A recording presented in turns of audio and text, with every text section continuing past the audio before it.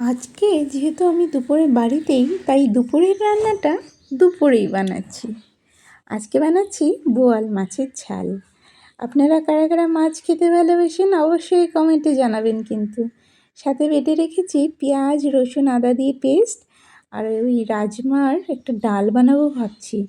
খেয়েছেন কোনো দিন রাজমা দিয়ে ডাল? দুর্দান্ত স্বাদ, জাস্ট খেয়ে দেখবেন। এই রাজমাটাকে আমি সেদ্ধ করে রেখেছিলাম। এই মাছটা মনে হচ্ছে অলমোস্ট হয়ে গেছে, তো এবার এটাকে নামিয়ে দেব। হ্যাঁ, হয়ে গেছে। তো রাজমাটাকে আমি সেদ্ধ করে রেখেছিলাম আর পেস্ট বানিয়েছি। তারপর ওই তেলের মধ্যে সব সম্বার দিয়ে দিচ্ছি। তারপরে এই পেঁয়াজ, রসুন, আদা বাটা এইসব দিয়ে দিয়েছি। আর সাথে এই মশলাগুলোও দিয়ে দিব। জানেন তো, মাছে অনেক protein, vitamin, minerals, calcium, zinc অনেক কিছু আছে। এতে পার্টিকুলারলি ওমেগা-3 ফ্যাটি অ্যাসিডস, যেটা আমাদের হার্ট হেলথ এবং ব্রেন ডেভেলপমেন্টের জন্য খুবই দরকারি। আমি কিন্তু মাছ খাই না, কিন্তু বারবার বলার চেষ্টা করি। এই যে আমি এখন রাজমা পেস্ট যে বানিয়েছিলাম সেটা দিয়ে দিলাম। একটু হালকা গরম জল দিয়ে উতাল আনবো।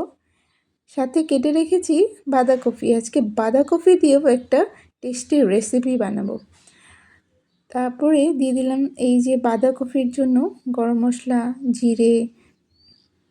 এটা আমি পেস্ট করেছি, যেটা হচ্ছে চিনেবাদাম আর একটু আদা রোস্ট করে পেস্ট করেছি। এটা আবার দিয়ে দিলাম।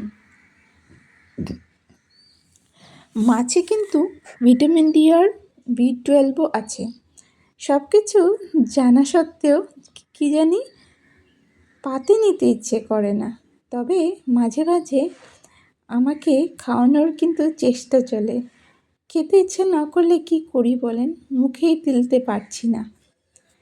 তাই এতে আবার গরম মশলাও একটু দিয়ে দিলাম।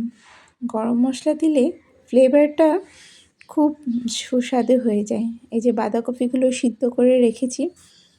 আপনারা জানেন, এই যে মাছ আমরা খাই, কত রকমের মাছ হয়। আমি যেহেতু খাই না, কিন্তু বানাতে খুব ভালো পাই আমি মাছের ঝোল। আমাদের বাড়িতে অলমোস্ট সবাই মাছ খায়, আমি বাদে। কিন্তু আমি সবসময় নিরামিষই খেয়ে চলছি। দেখি কতদিন খেতে পারি। এই যে বাঁধাকপিটাও অলমোস্ট হয়ে গেছে, বাঁধাকপিটা দিয়ে দিয়েছিলাম। তারপরে এই যে ডালটাও তো নামিয়ে ফেলেছি, দেখেছেন।